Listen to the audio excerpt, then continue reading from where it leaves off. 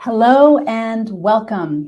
As you might guess, we are having some slight technical difficulties getting John Sopko's internet to work from Maine. But in the meantime, I want to introduce myself. My name is Danielle Bryan. I'm the Executive Director of the Project On Government Oversight, or POGO. And many of you may be new to this platform. I am, of course, Crowdcast. So what I want to make sure you know how to do is to ask questions. You can see there's a button. This is Ask a Question. If you could please put your questions into that, I'll be able to see that much more quickly. As you can see, people are able to comment, react, add links maybe to things you want to share along on the chat feature on the right side, but your questions might get lost in those. So if I could ask you to use the Ask a Question feature. And if others of you like that question, if you could vote it up, then it gets to the top of the pile of questions, and it'll be easier for me then to know that that's a question that's important to get asked. And I am hoping to hear that we're going to hear from him soon. But I can give you a little bit of background as we hope to get him on with us shortly. So the topic today, as you know, is Afghanistan Reconstruction, 20 years on, lessons learned and not learned. And according to the Brown University Cost of War Project, the war in Afghanistan is responsible for the deaths of 7,000 US military and contractor personnel, and yet another 170,000 people when you consider all the Afghan and allied military and civilian fatalities. The financial cost of fighting the war itself is calculated at $847 billion. But the US also spent $145 billion on the effort to rebuild Afghanistan, meaning its roads, its schools, its healthcare system, police, military, banking, and other public institutions. John Sopko himself has made the point, we spent more on that reconstruction of Afghanistan than we did on the entire Marshall Plan. And what did we accomplish with that? The Special Inspector General for Afghan Reconstruction, or SIGAR, that is the acronym for the office that we'll be talking about today. And so I just want you to remember SIGAR means this office, was established by Congress in 2008 as an independent agency that was focused solely on the reconstruction of the country, not the war fighting or the decision to end the war, which is the purview of the Pentagon IG. So unlike most inspectors general, who have jurisdiction only over the operations of their respective agencies, the SIGAR has really interesting jurisdiction over all the programs that are supported with the US Reconstruction dollars, regardless of the agency involved, whether it's the Pentagon, the State Department, or the Agency for Development, AID. As a result, the SIGAR is uniquely positioned to identify and address whole of government questions and lessons learned. The head of that office, John Sopko, came to this job having spent over 20 years on Capitol Hill, conducting oversight and investigations on both the House and the Senate side. And prior to that, John was a prosecutor going after organized crime, including successfully prosecuting the leadership of an American La Cosa Nostra family. As an Inspector General, John is without a doubt the most fearless and effective IG I've seen. And actually, I'm kind of glad I can say that without him hearing me say that. But he's really been extraordinary. So we're particularly honored today to have an in-depth conversation with him when he gets on. So thank you, John. It's a real pleasure to have you. So the first question I have for you is sort of a scene setter. When you came into the job as the Special Inspector General, you were replacing, frankly, a widely criticized predecessor who, after bipartisan Senate inquiries, was forced to step down for committing maybe really the most common failing of an IG, missing the forest for the trees, and focusing on the things that didn't matter that much. He was really sort of avoiding the big challenges that needed to be addressed. So you come on the scene. Can you remember back 10 years ago to that time and how you approached determining really what the priorities of your office should be? That's a tough one, Danielle. I can't even remember 5 minutes ago. So, well, I came to the job after serving as a lawyer and a partner in a law firm. So I think in terms of clients. And I immediately contacted my clients. And the clients were certain committees on the Hill, as well as the Defense Department, State, and Aid. And obviously, the Hill was very interested in seeing some action. And actually, so was the White House. The only instruction I got from the White House was fix it and fix it fast. And so up to then, there had been very little work done by my predecessors. So I knew I had to get out and start focusing on the big ticket items and the big problems. So from talking to my clients, they talked about corruption. They talked about contracts that made no sense. They talked about a number of issues. So we basically focused on those. And that sort of became our priority. Well, what did the people who read our reports, who needed our reports, what did they want? And what did they need? And particularly, what did they need immediately? And I remember talking to General Allen, who was the Supreme Commander there, and he said, look, by the time you issue the reports, most of those programs you looked at or audited are over. Mm-hmm. So that doesn't help me. I need actionable items to do the work. So we started focusing on actionable items. So that's how we got started. So it's also helpful because, and I mentioned this to the audience before, you had a lot of experience on the Hill as a consumer of IG reports. Yeah. So looking at the IG Act, taking a step back now that you've been in IG for 10 years, do you think that the IG Act has sort of met the intent of the Congress? The Act is there. The Act, I think, met the intention. I don't know if the IGs have met the intention of the Act. I mean, the 1978 Act, and you and I have had this conversation before, and I've actually testified about it. I think it's one of the best statutes ever written. And it's created something that's unique around the world. And I've spoken in Europe, and I've spoken to ambassadors and all of that all over the world. Nobody has the concept of an independent inspector general in the administration like the United States. So the president appoints an IG on Monday, and on Tuesday, we investigate his programs. And nobody has that idea. We do it. But that's only if you're independent. First of all, it's only if you're appointed. Problem is, there are so many vacancies among the IGs. So if you don't appoint them, you have very weak IGs who are acting, many of them under a conflict of interest because the administration dangles an appointment in front of their face. So they kind of lose some of their ardor for oversight. But once you're appointed, you have to be independent and you have to speak truth to power. And I think we've had too many IGs who are fat, dumb, and happy.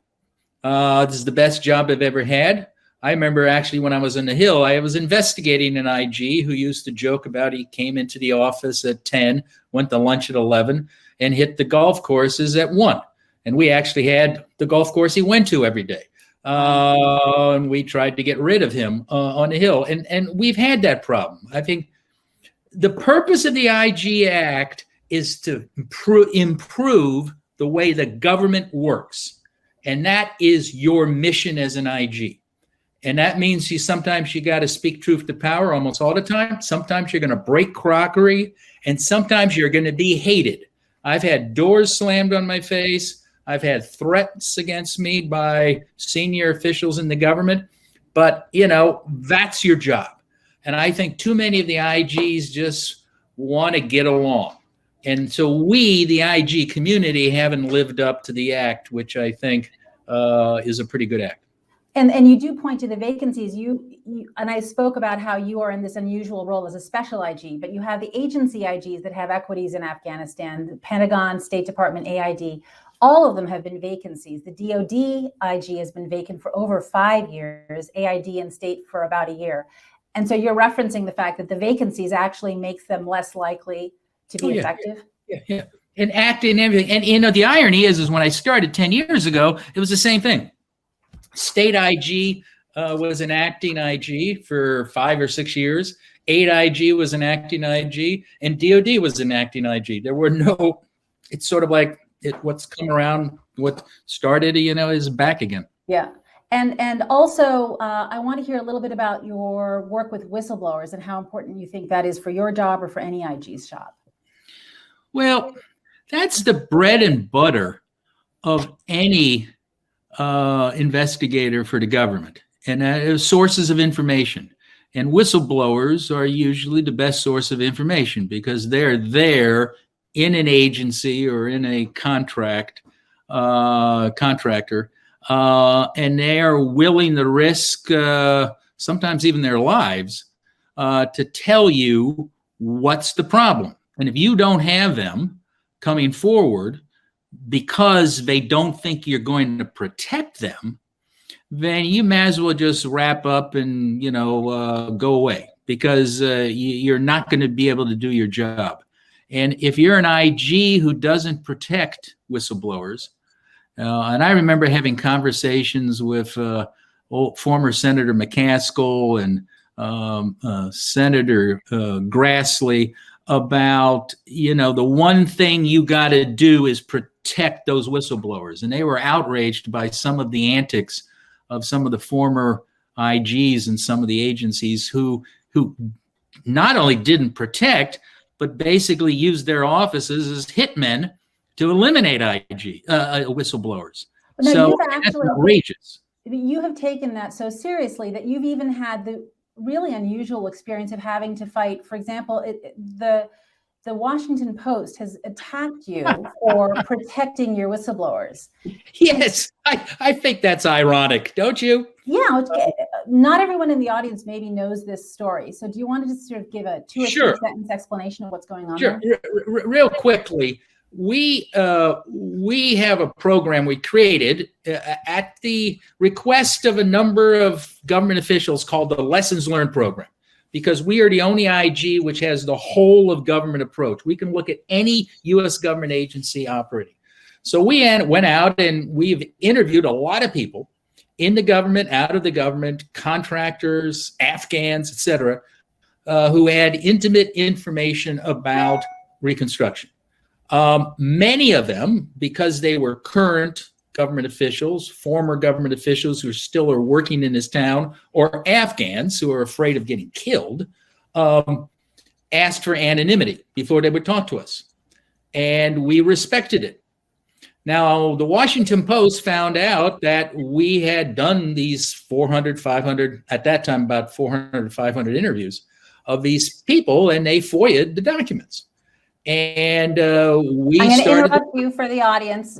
FOIA, Freedom of Information Act. It was a public information request. Sure. Go ahead. And it's a great statute. It's an important statute.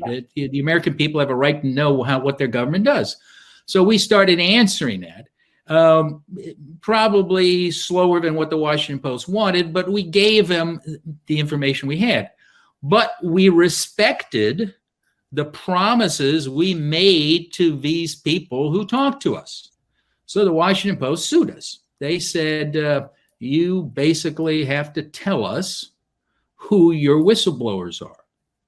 Now, if I'm not mistaken, I think this is the same Washington Post that for 30 some years defended somebody's name and never revealed it, called Deep Throat. I think that was his name.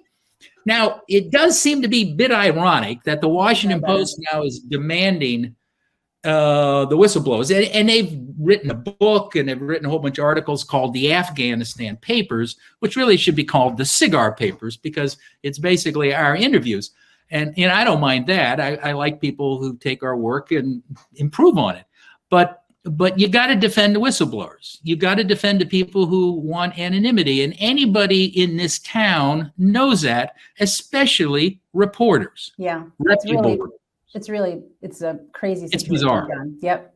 Yeah. So a couple of weeks ago, you were on CBS Morning News, or CBS Sunday Morning Show. Yeah. And I was frustrated because the last thing they asked you was, what is the most important question is who lost the war? And you said the U.S. lost the war. But you said the more important question is, what have we learned so we don't do it again? And that was the end of the piece. And I thought, well, that's Yeah. what we want to know. So could you answer that question for us now? Like, what have we learned so we don't do it again? Well, the first thing we've learned, and I can go in chapter and verse in this, and I highly recommend everybody read the report that we issued, is that the United States is really not prepared for large reconstruction programs like this in a conflict zone.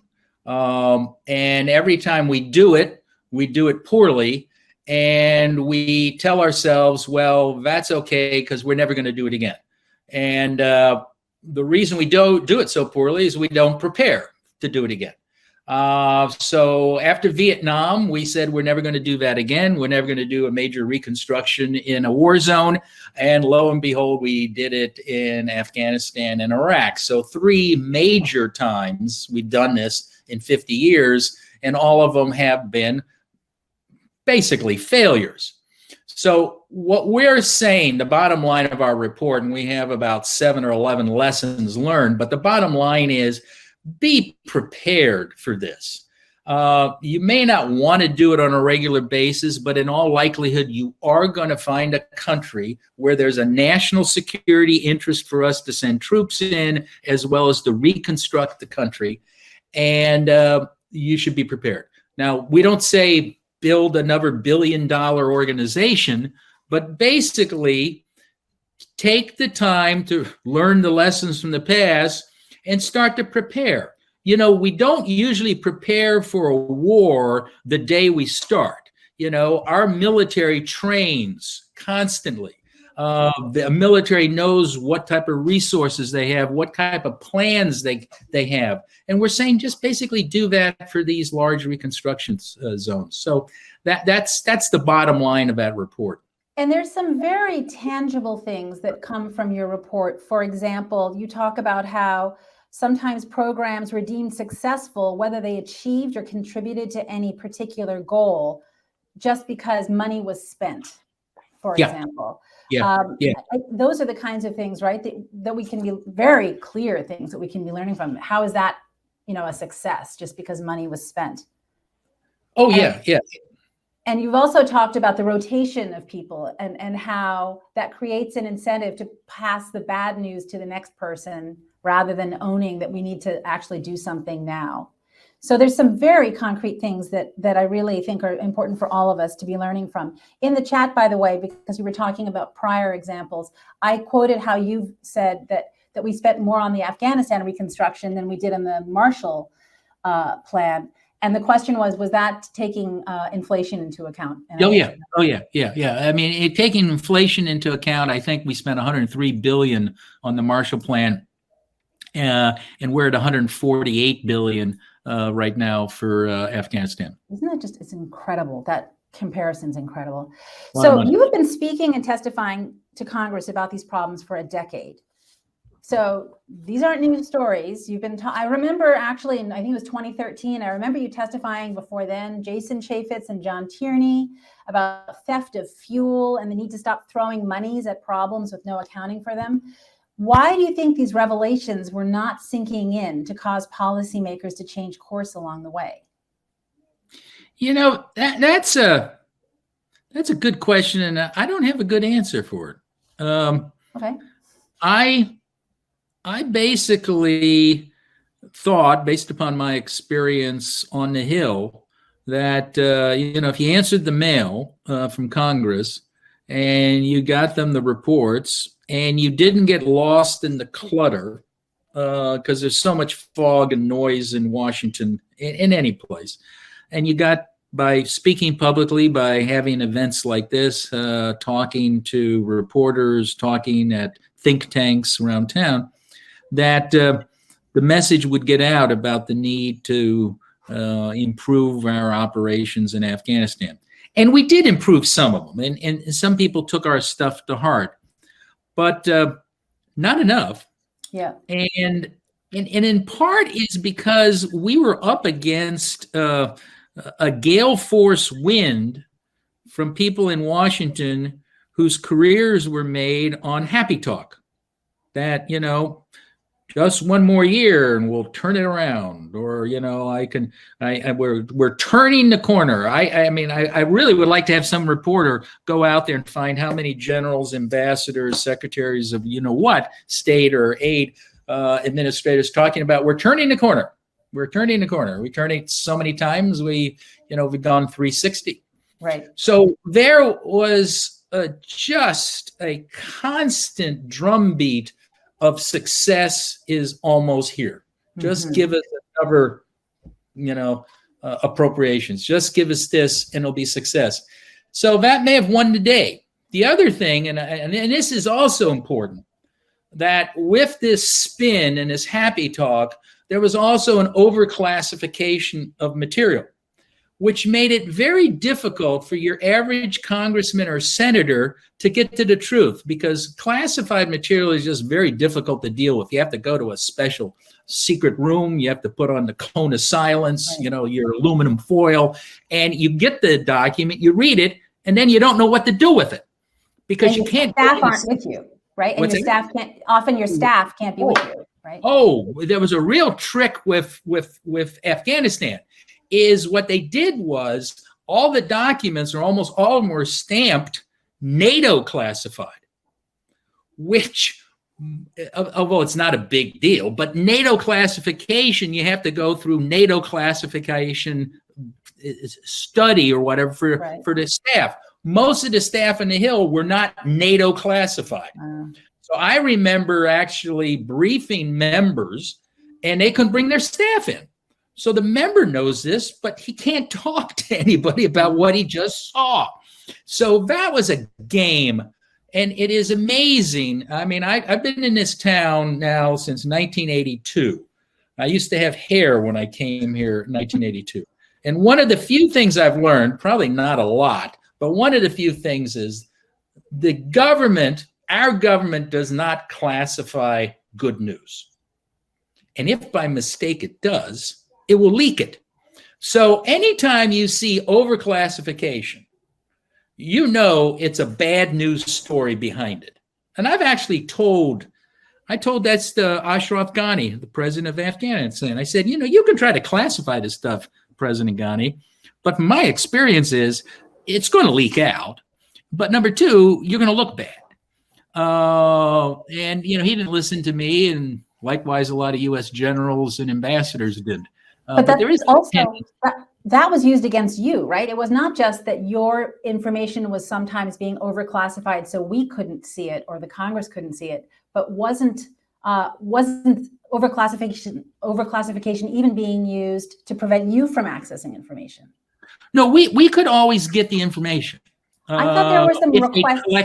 If they collected it, sometimes they stopped collecting it, such as at some point, we were trying to find indicators of success or failure for, let's say, the training of the military, which obviously our warnings were correct when you saw what happened to the Afghan military. So one of the good indicators was district control and population control. And we used to report on that every quarter to Congress and the American people. How many districts did the Afghan government control? How many did the bad guys control?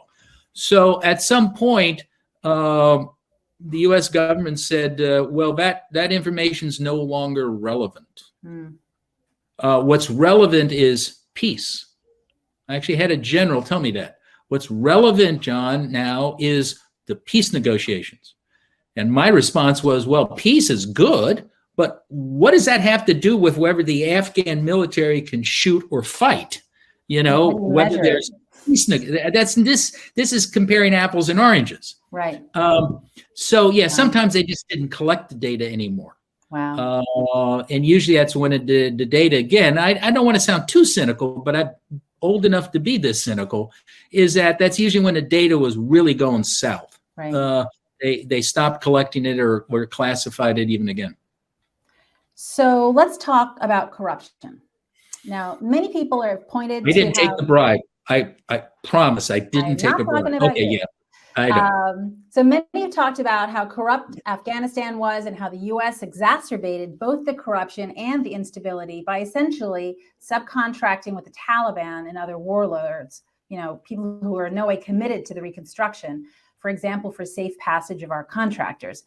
And our mutual friend and POGO board member, Sarah Shays, has for years been writing and even advising the military about the intrinsic relationship between corruption and instability. So this is not news, right?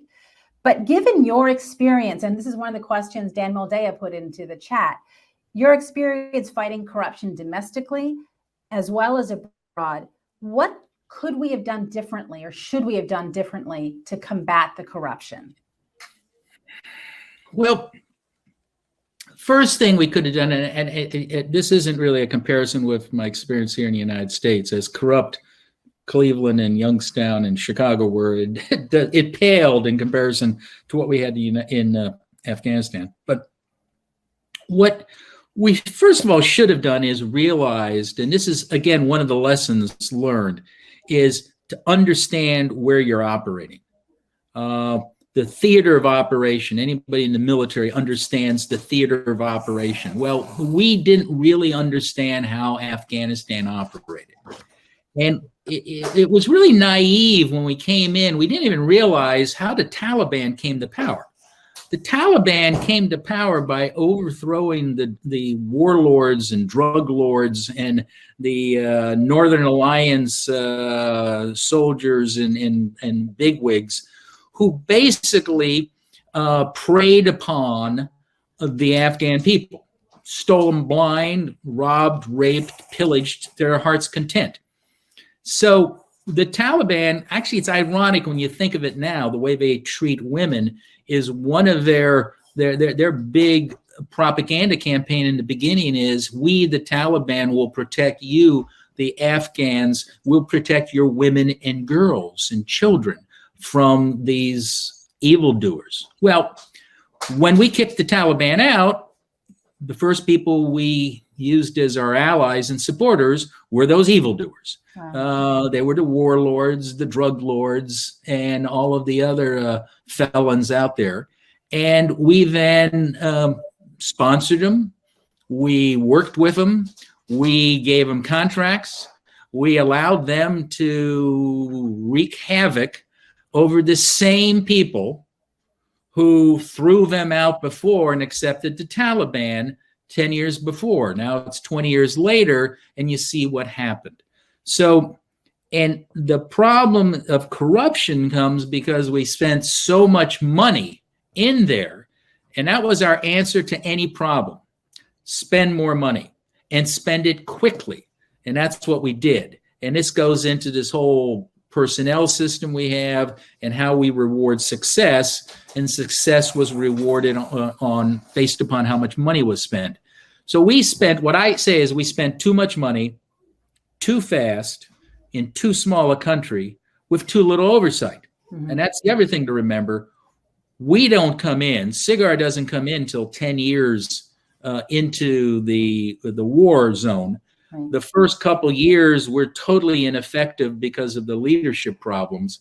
And then finally, about 10 years ago, I take over. But a lot of the problem had been done. And that was documented, actually, in our first lessons learned report, which the ambassadors, the generals, and all of the think tank people said, this is the first one you got to do. And it's on corruption and how corruption is so important. Bring it up to today. Every Afghan you talk to says it was the corruption in the military that led to the military's downfall. So we didn't learn that lesson. No matter how long we banged the drum on that, it just didn't work. And one of the things you also specifically talked about was this plan to keep them dependent on our money, so that, for example, for the mechanical support of the military equipment, right, that they weren't being taught to do this work themselves.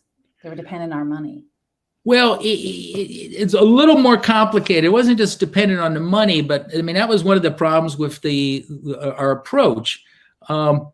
We tried to recreate or create an Afghan military that looked and acted like we did.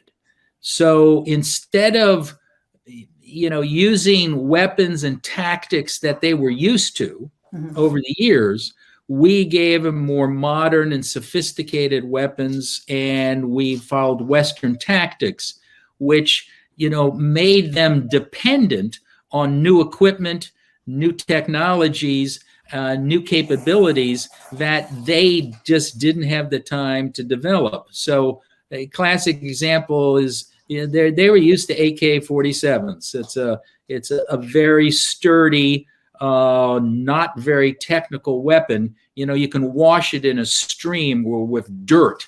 Okay, well, we got rid of those AK-47s. We gave them, high-powered, very technical, very good M16s and other weapons like that.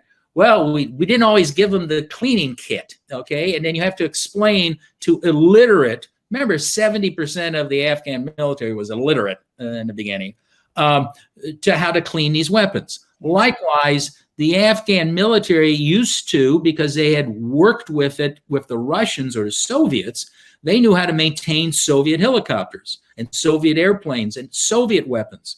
Well, we didn't want to do that, so we gave them some really good, excellent, state-of-the-art UH-60 helicopters, Sikorsky's made helicopters. Well, they didn't know how to fly them. I mean, I remember some general telling me, he says, "Oh yes, if you fly an Mi-17, you can fly a Sikorsky real easy." Well, baloney. A lot of them crashed because of that. It took time. It took time to train the mechanics, again, who may have been illiterate or knew how to read Russian, but did not U.S. manuals, to do that. So eventually what happened, they became so dependent on us. I think fully 60 to 70% of their maintenance of their high-tech equipment was done by U.S. or foreigners, not by them. So when the peace treaty was signed, or the withdrawal agreement, I should say, it was signed under the prior administration, the withdrawal agreement was not only the withdrawal of the U.S. troops, but the withdrawal of all the contractors, all the foreign contractors. And we reported, based upon what the U.S. Air Force told us, that the Afghan Air Force would collapse without the contractors within a matter of months. Guess what? It collapsed without the contractors within a matter of months. Now, we reported that, I think, in January or maybe late last year. Nobody apparently paid any attention. I don't even know if anybody really looked at that withdrawal agreement, which talked about the contractors leaving. Because when we first talked about it, people scratching their head, where's SIGAR coming up with this? Well, we read the agreement. Wow. And the Afghans were telling us, and everybody was. So it's not so much the money. They became dependent on everything, right, to keep it going. So, but speaking of contractors, one of the questions that Chris Carlin is asking is, of the $150 billion that we spent on reconstruction, about how much do you think went to U.S. contractors? Oh, I don't have the exact number. We had a program in there to hire Afghans and to promote Afghan contractors. So a lot of the subcontracting work was done by Afghans. I don't have that. But the big ticket items, like the UH-60s, the C-130s, those were big ticket items. You got to realize 80, almost 90 billion of that reconstruction budget went toward the train, advise, and assist mission for the Afghan military and police. The rest went for, civilian assistance, roads, clinics, hospitals, doctors, nurses, etc. So a lot of it went for big ticket items. One of the biggest scandals that we exposed was the G222, which I think, that was about, I think 200 some million. I don't have the exact number in front of me, but those were airplanes that we bought out of the Italian boneyard where the Italian Air Force had dumped them. And, they couldn't fly. Well, they could fly, but not too well. And they had no spare parts. So it just takes airplanes or some things like that, which are big ticket items. And most of that went to U.S. contractors. So you've been talking about how the military, the executive branch, and Congress, with few exceptions, really believed that more time and more money was going to turn things around and could overcome corruption on the ground. Why do you think I never really thought in terms of overcoming corruption, but yeah, that we had. All right. Yeah. So go ahead and keep going with that logic then, because I thought they thought if we just keep at it, we are going to fix this. You think they weren't focused on corruption? Is that one of the? Well, you make a good point there, and I've always had this problem, and even when I was a federal prosecutor, anti-corruption always gets trumped by counterterrorism. So counterterrorism always wins out. As a young prosecutor, there were cases that I remember we worked, and all of a sudden, somebody from a 3-letter agency says, that we'll handle that case, young man, or that case gets diverted or something like that. And you saw that to some extent in Afghanistan too. As much as we convinced some of the generals and the ambassadors who really came out strongly against corruption, the bottom line, our anti-corruption efforts were sort of viewed as secondary. And they didn't recognize, as we said, Sarah Chayes has been writing about this, the absolute connection. Yeah. They didn't recognize it. And I think the importance of Sarah Chase's work and our work is we tried to elevate the issue of corruption beyond a law enforcement issue. Because if it's law enforcement versus counterterrorism, law enforcement will lose. But what we tried to say in the reports and our testimony is that corruption was a terrorism issue. Right. Corruption was a national security issue because the corruption alienated so much the Afghans that they were turning to the Taliban. So if that isn't a terrorism issue or counterterrorism or anti-terrorism issue, then what is? And that's what we kept honing in on. And Sarah, picked that up in her book when she talks about it. And I think we elevated the discussion, but by then I think it may have been just too late. And a number of the generals who tried to push that issue too, I think they realized it was just too late and too difficult. I remember having conversations with senior generals talking about the theft of fuel. And finally, after all of these things they tried to do to protect the fuel, one of the generals just in disgust said, John, 50% of the fuel we buy is stolen. 50%. Now, we're not talking about a couple gallons. We're talking about billions of dollars of fuel were stolen. That is shocking. So given that you've been saying this, you've been warning, were you surprised when the chaos and suffering surrounding withdrawal happened at the pace and magnitude that it did? Well, two chaoses. There was the chaos of the collapse of the government and the forces. I think I was surprised, like everyone, on the speed. But then when we thought about it, and my people and I, we just sat down and said, hold it. It makes sense. We talked about the corruption. We talked about the alienation. We talked about the ghost soldiers and ghost police that didn't exist. We talked about all of these reports when we said, yeah. And what happened was the morale really left. And when they started to see us leaving, that sort of, why fight? And then Afghan officials started stealing more of the money. Most of the soldiers and police weren't being paid for the last 5 months, 6 months or whatever. They weren't getting fed. They weren't getting bullets. They weren't getting any close air support or very little close air support because there was no fuel for the planes. So what happened is, there's an old concept in counterterrorism, and I think General Petraeus was one of the ones that was a proponent of this, about winning the hearts and minds of the Afghans. And you would use the Afghan government and the Afghan soldiers and police to win the hearts and minds of the average Afghan. Well, you got to win the hearts and minds of the police and the soldiers. But if you're not paying them, you're not feeding them, you don't have support for their widows and orphans, you don't have material going to them, at some point the soldier says, I'm all by myself. Why am I doing this? And then the Taliban comes in and says, look you can either stand and fight and we'll kill you, or here's a bus ticket. You can go home. And many of those soldiers, those that weren't ghosts to start with, left. And so it did make sense.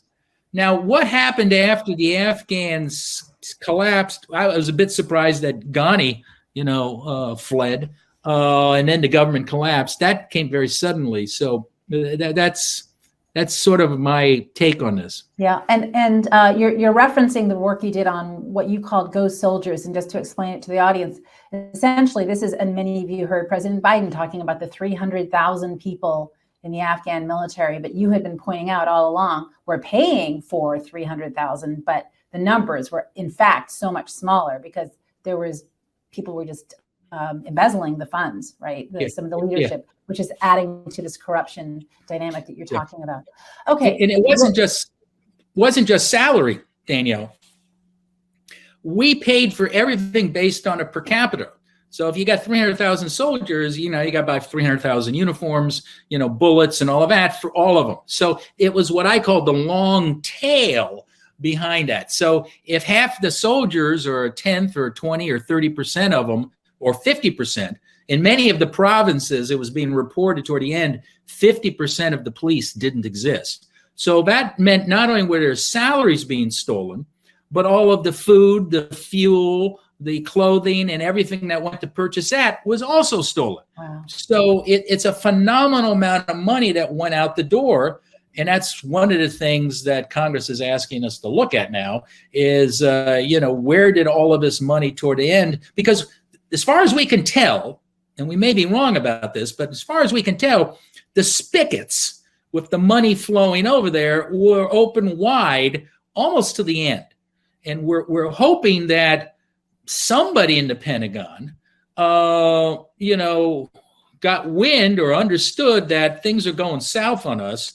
We ought to maybe slow down the amount of money and the amount of supplies and stuff, or like fuel, that we were buying.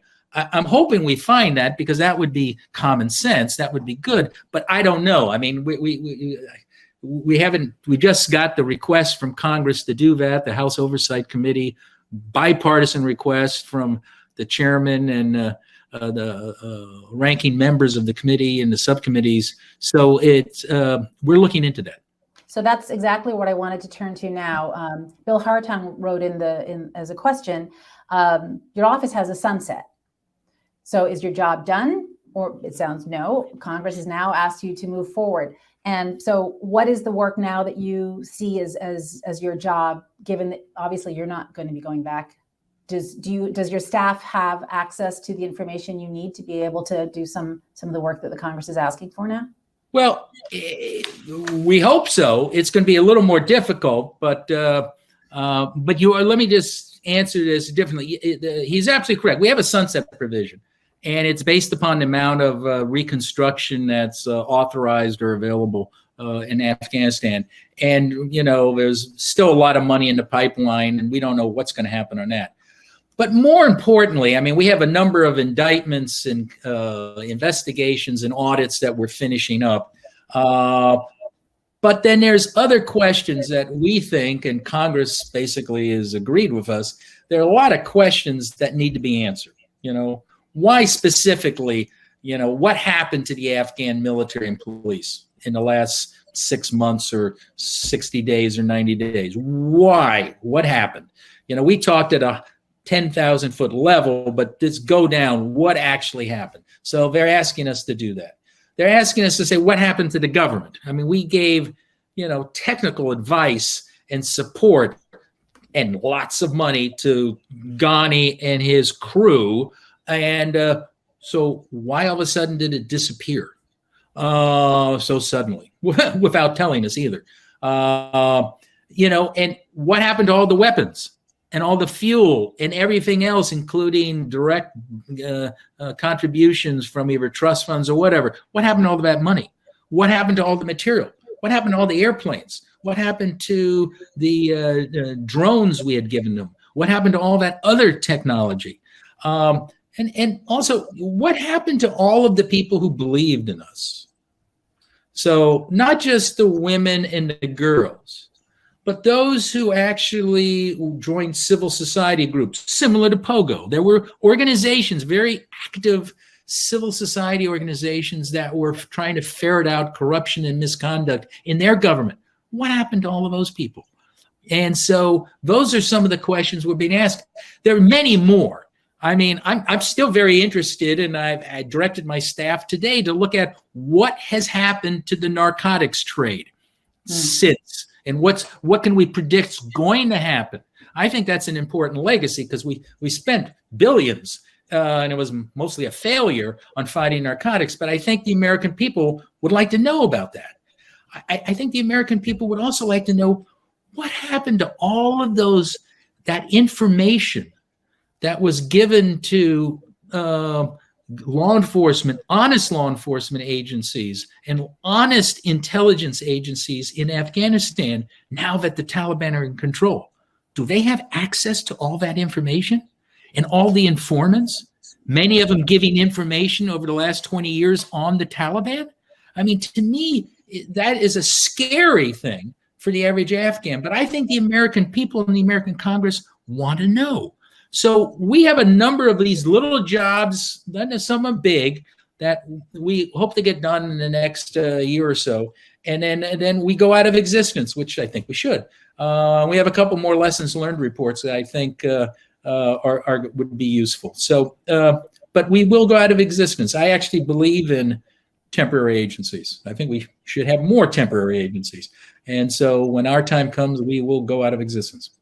But I think it's clear, and I think this audience agrees that that time hasn't come yet, that if there is anyone who has the credibility to answer some of these important questions, it's your shop. As we talked about, the other inspectors general have been largely because they've been mostly run by actings, but they've been sort of absent for almost any of these kinds of sort of essential questions. But it sounds like you, at the moment, that you already have the directive from the Congress to continue to move forward. So that's yeah. And I think that's answering Kelly's question. I hope answers Kelly's question. Were you about to say something? No, it's not just that we have the interest of Congress and Congress wants us to do this. We also have the capability. We have the expertise. We have the staff. If we go out of existence and you want the answer to those questions, you're going to have to recreate us. Right. So it makes sense just from an economic point of view. While we're here, we'll answer these questions and anything else that Congress or the administration wants, and then move on. I mean, there are probably other questions we haven't gotten yet, and we're happy to look into them. Got it. So I'm just checking to see. There's a couple more questions. You mentioned the narcotics trade. One question is, how should the U.S. have handled aid efforts in opium growing areas of Afghanistan versus how we did handle it? Was there a way to ethically handle moral trade-offs concerning improving people's lives versus the destruction caused by heroin trafficking? Yeah, there is, and we could have done a better job. And the questioner ought to go on our website, www.sigar.mil, and take a look at our narcotics lessons learned report. I think it was the second or third one we did. It's a little bit out of date, but it basically lays out how we should have approached the narcotics issue. And the problem with the narcotics issue there is it was disjointed and not well organized. So we would do development over here, counter narcotics development, and then we'd do law enforcement and destroying the drugs over here, rather than having them done in the same districts or contingent. So what happened is the dopers just moved from one place to the other, depending on what we did. And we also, again, came up with unrealistic guidelines or projections. So, we planted crops. Well, the crops would take 3 to 4 years to grow, some type of vegetable or tree or whatever, or berry or nut. Well, we never supported the farmers for the 3 years. We did 1 year program. Then we moved someplace else. And, it was really poorly done. The only good thing out of our counter-narcotics program is the DEA did a pretty damn good job of training counter-narcotics police, and the DEA and DOJ did a really good job in creating a separate, non-corrupt enforcement mechanism with counter-narcotics police and counter-narcotics courts that weren't in the normal system, which was totally corrupt. They did a good job at that, but that was only the enforcement side.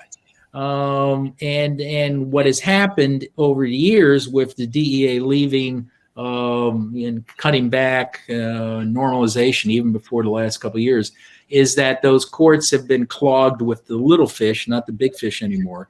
And that happens. The corruption now is overtaken those courts. And so that actually helps to answer a question I had, because I've seen you repeatedly say that you think one of the big mistakes was unrealistic timelines.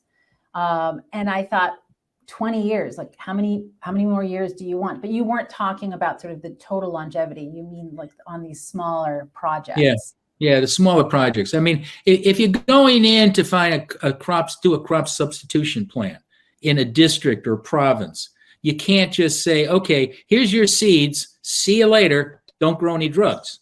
You got to understand then that fact that, heroin is a great product for a poor farmer, because once you grow it and you collect it, you can save it, just wrap it in plastic and put it underground, and you can save it for 10 years. It's your money in the bank. It's your retirement plan. It's the money for your kids' weddings.